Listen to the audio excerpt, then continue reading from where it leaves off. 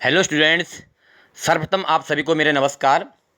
प्यारे विद्यार्थियों, online study group में आपका एक बार पुनः स्वागत है। तो बेटा पढ़ते हैं आज आरोप भाग 2 पुस्तक का पहला चैप्टर। आपको ध्यान होगा ऑफलाइन स्टडी में आपका 2 चैप्टर कंप्लीट कराए जा चुके हैं, वितान भाग 2 पुस्तक के और आरोप भाग 2 पुस्तक का पोइट्री पोर्शन शुरू हो चुका था। आज नया चैप्टर शुरू करते हैं बेटा प्रोज पोर्शन का। पहला चैप्टर है बेटा भक्तिन। आपको जो सिलेबस भेजा हुआ है उसे आप कॉपी में लिख लें। सिलेबस आपको हम भेज चुके हैं और अपनी किताब की सहायता से आरोप भाग 2 पुस्तक की सहायता से जैसे आपने अब तक वर्ड मीनिंग लिखे हुए हैं वैसे ही इस भक्तिन पार्ट के भी आप वर्ड मीनिंग अपनी कॉपी में लिखें। तो बेटा भक्तिन पार्ट जिसकी लेखिका महादेवी वर्मा है, आप भी अपनी किताब की सहायता से लेखिका का परिचय जरूर पढ़ें। मैं थोड़ा शॉर्ट में बता देता हूँ। आपको मैंने कई बार बताया भी है कि अच्छे कार्य करने का इनाम हर किसी को मिलता है, जैसे साहित्यकारों को पुरस्कृत किया जाता है। तो मेरा डायरेक्शन यहाँ है, मेरे कहने का तात्पर्य ये है कि महादेवी वर्मा एक बहुत बड़ी लेखिका हैं और छायावाद की प्रमुख कवित्रियों में से जानी जाती हैं। तो इन्हें आप देख लेंगे, बाकी तो आप किताब से पढ़ लें। मैं डायरेक्ट पुरस्कार पे बता रहा हूँ आपको। लिखा है ज्ञानपीठ पुरस्कार यामा संग्रह के लिए, यानी यामा संग्रह इनका एक है। इस पर इनको 1983 में ज्ञानपीठ पुरस्कार से सम्मानित किया जा चुका है। हिंदी साहित्य का सर्वोच्च पुरस्कार है ज्ञानपीठ पुरस्कार। ये आप बातें मैं आपको क्लासेस में भी कई बार समझा जा चुका हूँ। आगे लिखा है उत्तर प्रदेश हिंदी संस्थान का भारत भारती पुरस्कार और पद्म भूषण 1956 में। तो अनेकों पुरस्कारों से सम्मानित किया जा चुका है लेखिका महादेवी वर्मा को। आज जो पाठ बेटा हम शुरू कर रहे हैं भक्तिन, एक नाम है भक्तिन किसी महिला का। थोड़ा परिचय जान लेते हैं। देख लूँगा आप सबसे नीचे लिखा है भक्तिन पाठ का परिचय लिखा हुआ है। आप किताब सामने निकाल लें बेटा। आपके लिए कोई नया नहीं है ऑनलाइन स्टडी, आप पहले अभ्यस्त हैं ऑनलाइन स्टडी की, तो आपको प्रॉपर तैयारी करनी है।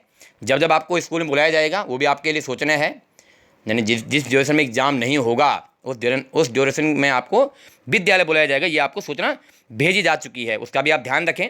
और ऑनलाइन आप जैसा पहले पढ़ते हैं बी सीरियसली, तो आप लोग ध्यान से पढ़ें।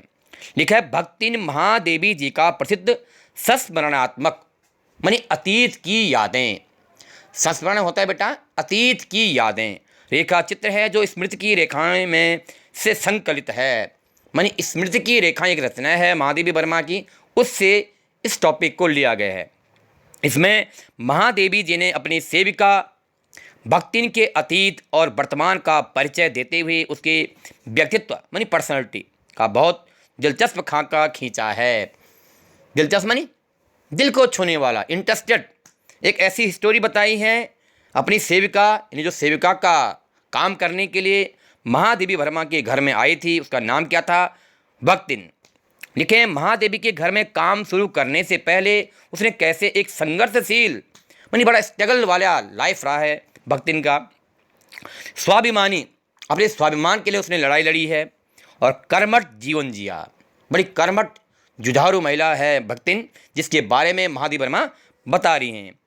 कैसे पितृसत्तात्मक मानी जहाँ पर पिता के द्वारा जो सत्ता है उस पर उसका अधिकार होता है। जब पिता के द्वारा बाद में अपने किसी योग्य पुत्र को उसका अधिकारी बनाया जाता है, ये उसका मतलब होता है। मान्यताओं और छल छद्म भरे समाज में अपने और अपने बेटियों के हक मानी अधिकार लड़ाई लड़ती रही। छल छल में उसके साथ छलावा किया जा रहा था समाज के लोगों के द्वारा, परिवार के लोगों के द्वारा। माने कि महादेवी वर्मा ने इस पाठ में भक्तिन के अतीत और वर्तमान के बारे में बताया है, उसके संघर्ष के बारे में बताया है, किस प्रकार उसने अपनी लड़ाई लड़ी, अपनी बेटियों की लड़ाई लड़ी, उनके अधिकारों की लड़ाई लड़ी। और तब के समाज में जहाँ पर पिता को ही सत्ता का अधिकार था उसमें, और उसके साथ छलावा भी किया गया समाज के द्वारा, उस सब से लड़ा भक्तिन ने। ये सब हमें महादेवी वर्मा ने बताया है, आगे पाठ में पढ़ेंगे। लिखा आगे, और उसमें हार कर कैसे जिंदगी की राह पूरी तरह बदल लेने के निर्णय तक पहुंची। अपनी जिंदगी की जो राह है, रास्ता है, वो उसने खुद ही परिवर्तन किया। जटिल परिस्थितियों में भी, विपरीत हालात में भी। इसका अत्यंत संवेदनशील चित्रण इस पाठ में हुआ है। इन सभी घटनाओं का वर्णन महादेवी वर्मा ने इस पाठ में बताया है। आइए पढ़ते हैं बेटा। पाठ एक भक्तिन। एक बार फिर आपको रिमाइंड करा दूं, पाठ के शब्दार्थ पहले अवश्य लिखें कॉपी में, जैसे आप अब तक लिख कर आए हैं।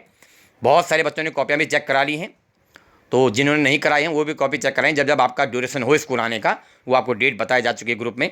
चलिए पढ़ते हैं बेटे भक्तिन पाठ, ध्यान दें बुक में। छोटे कद और दुबले शरीर वाली भक्तिन अपने पतले ओंठों के कोनों में दृढ़ संकल्प और छोटी आंखों में एक विचित्र समझदारी लेकर जिस दिन पहले पहले मेरे पास आ उपस्थित हुई, तब से आज तक एक युग का समय बीत चुका है। उन घटनाओं को याद करते हुए महादेवी वर्मा ने भक्तिन की वेशभूषा किस प्रकार वो मेरे घर में उपस्थित हुई थी, उस प्रकार कैसे उसकी मुद्रा थी, वो सब बताया है कि उसके चेहरे पर एक विचित्र समझदारी भाव झलक रहा है। ओंठों के कोनों में दृढ़ संकल्प है, पतले ओंठों में, सब उसकी जो वेशभूषा है, पतले शरीर वाली है, दुबली पतली है, ये सब बताया गया है कि तब से आज तक एक युग का समय बीत चुका है। पर जब कोई जिज्ञासु नहीं होता बेटा, जिज्ञासा रखने वाला या जिज्ञासा रखने वाली, पर जब कोई जिज्ञासु उससे इस संबंध में प्रश्न कर बैठता है, तब वह पलकों को आधी पुतलियों तक गिराकर और चिंतन की मुद्रा में ठुड्डी को कुछ ऊपर उठाकर विश्वास भरे कंठ से उत्तर देती है। माने उसके व्यक्तिगत जीवन के बारे में, उसके दुबले पतले शरीर के बारे में, उसके शारीरिक भाव भंगिमाओं के बारे में जब कोई जिज्ञासु यानी जानने की इच्छा रखने वाला उससे कुछ प्रश्न करता है, प्रश्न पूछता है, तो अपनी ऐसी मुद्रा बनाते हैं, ठुड्डी में हाथ लगाती है और चिंतन की मुद्रा में उत्तर देती है। क्या उत्तर देती है देहाती भाषा में बेटा? तुम पचे का बताए, यानी तुम लोगों को मैं क्या बताऊं, यह 50 बरिस से संग्रहित है। ऐसा उत्तर देती है कि तुम लोगों को मैं क्या बताऊं, लगभग 50 वर्षों से तो मैं किसी के साथ नहीं हूं। इस हिसाब से मैं 75 की ठहरती हूं और वह 100 वर्ष की आयु भी पार कर जाती है। एक अनुमानित घोषणा कर रही हैं यहाँ पर महादेवी वर्मा जी, अनुमान के साथ बता रही हैं। इसका भक्तिन को पता नहीं, पता हो भी तो संभवतः वह मेरे साथ बीते हुए समय में रत्ती भर भी यानी थोड़ा सा भी कम न करना चाहेगी। मुझे तो विश्वास होता जा रहा है कुछ वर्ष और बीत जाने पर वह मेरे रहने के समय को खींचकर 100 वर्ष तक पहुंचा देगी, चाहे उसके हिसाब से मुझे 150 वर्ष की असंभव आयु का भार क्यों न ढोना पड़े। यानी इस पहले पैराग्राफ में लेखिका महादेवी वर्मा जी ने भक्तिन के उस जीवन के बारे में बताने का प्रयास किया है, जब सबसे पहले वह महादेवी वर्मा के घर में आ उपस्थित हुई थी, कैसी मुद्रा थी, कैसी भाव भंगिमाएँ थी, कितनी उसकी उम्र महसूस हो रही थी, ये सब बताने का प्रयास किया है। अगला पैराग्राफ पढ़ते हैं बेटा। किताब आप लोगों के सामने ऊपर ओपन रखें बेटा। सेवक धर्म में मानी सेवा के भाव में हनुमान जी से स्पर्धा करने वाली भक्तिन किसी अंजना की पुत्री न होकर एक अनाम धन्या गोपालिका, गोपालिका बोलते हैं ग्वाल बाल, जिसकी गाय भैंस होती हैं खूब से, उसका पालन पोषण करता है गाय भैंसों का, और अनाम धन्या कोई प्रसिद्ध नहीं है, जो अप्रसिद्ध कह सकते हैं आप, कन्या है, नाम है लक्ष्मी अर्थात लक्ष्मी। बहुत इंपॉर्टेंट पैराग्राफ है, यहीं से प्रश्न आना शुरू हो जाते हैं। क्या कह रहे हैं? सेवा के भाव में हनुमान जी से स्पर्धा रखने वाली, यानी जिस प्रकार सेवा का भाव हनुमान जी का था प्रभु राम जी के प्रति, उसी प्रकार का भाव है इस लक्ष्मण का, इस भक्तिन का मेरे प्रति। लेकिन ये किसी अंजना की पुत्री नहीं है, ये एक गोपालिका, ग्वाल बाल, जिसकी गाय भैंस का व्यापार है, उसका यही काम है, उसकी कन्या है। नाम क्या है? लक्ष्मण अर्थात लक्ष्मी, यानी कि उसका पहला नाम क्या था, मूल तो नाम क्या था? लक्ष्मण या लक्ष्मी। बड़ा इंटरेस्टेड बेटा, ध्यान दें। पर जैसे मेरे नाम की विशालता मेरे लिए दुर्वह है, दुर्वह बोलते कठिन है, दुर्वह है, वैसे ही लक्ष्मी की समृद्धि भक्तिन के कपाल की कुंचित रेखाओं में नहीं बन सकी। मानी जैसा उसका नाम था बचपन का लक्ष्मण या लक्ष्मी, तो उसके जो हाव भाव है, उसके कपाल की जो रेखाएं हैं, वो उस पर जच नहीं रही, यानी वो अपने नाम के अनुरूप सर्वसंपन्न नहीं है। वैसे तो जीवन में प्राय सभी को अपने अपने नाम का विरोधाभास लेकर जीना पड़ता है, पर भक्तिन बहुत समझदार है, क्योंकि वह अपना समृद्धि सूचक नाम किसी को बताती नहीं है। समृद्धि सूचक माने संपन्नता का प्रतीक जो उसका नाम है लक्ष्मण, वो उसको किसी को बताती नहीं है। जब भी कोई इसको नाम पूछते हैं वो लक्ष्मण नाम नहीं बताती है, ऐसा महादेवी वर्मा हमें बता रही हैं। तब ईमानदार लिखा गया, केवल जब नौकरी की खोज में आई थी तब ईमानदारी का परिचय देने के लिए उसने शेष इतिवृत्त, इतिवृत्त बोलते इतिहास से मतलब है, के साथ यह भी बता दिया, पर इस प्रार्थना के साथ मैं कभी नाम का उपयोग न करूं। जब वो मेरे पास नौकरी के लिए आई थी, महादेवी वर्मा जी बता रही हैं भक्तिन के बारे में, उसने केवल तब बताया था कि मेरे नाम लक्ष्मी है, लेकिन फिर कहा था कि ये नाम मुझे बार बार संबोधित मत करना, किसी को बताना मत कि मेरा नाम लक्ष्मी है। क्या कह रहे हैं आगे देखना, उपनाम रखने की प्रतिभा होती मानी निकनेम, तो मैं सबसे पहले उसका प्रयोग अपने ऊपर करती, इस तथ्य को वह देहातीन क्या जाने। देहातीन का मतलब होता है देहात में रहने वाली, रूरल एरिया में रहने वाली, उसको वो क्या जाने इस बात। अगर वह उपनाम रखने की कुछ प्रतिभा होती, चलन होता, इसका सबसे पालन मैं करती, लेकिन इस बात को वो भक्तिन क्या जाने, वो देहातीन क्या जाने, वो गांव में रहने वाली क्या जाने।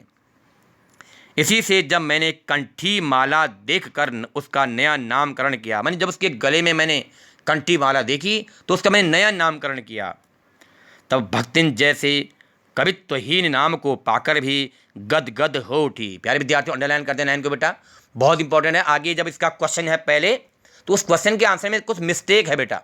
यहाँ पर क्वेश्चन क्या बन सकता है, आगे पहला क्वेश्चन है वो, मैं इसलिए आपको हाईलाइट करा रहा हूँ। लिखा है, फिर दोहरा रहा हूँ मैं, इसी से जब मैंने कंठी माला देखकर उसका नया नामकरण किया तब वह भक्तिन जैसे कवित्वहीन नाम को पाकर भी, कवित्वहीन मानी कवि के गुणों से रहित, गदगद मानी प्रसन्न, खुश हो गई। मानी कि कहने का तात्पर्य यह है, जब मैंने भक्तिन के गले में कंठी माला देखी, उसका भक्ति भाव देखा, तो मैंने उसका नया नामकरण क्या किया, एक तरह से भक्तिन रखा। यानी यहाँ पर क्वेश्चन क्या आता है कि भक्तिन को नाम भक्तिन किसने दिया, क्योंकि उसका नाम पहले क्या था, लक्ष्मी, लक्ष्मिनी या लक्ष्मी बोलते थे उसको। उसका नया नामकरण भक्तिन नाम किसने दिया, लेखिका महादेवी वर्मा ने। मैं बार बार दोहरा रहा हूँ, प्रश्न संख्या जो एक आगे है उसमें मिस्टेक हो रही है, उसके आंसर में वहाँ लिखा है कि उसके पिता ने संभवतः उसको नाम दिया होगा, ऐसा नहीं है। उसको नाम जो भक्तिन दिया वो लेखिका महादेवी वर्मा ने दिया था। इससे आगे बेटा हम नेक्स्ट वीडियो में पढ़ेंगे। यहाँ तक कोई समस्या हो आप हमें प्रश्न अवश्य पूछें। धन्यवाद।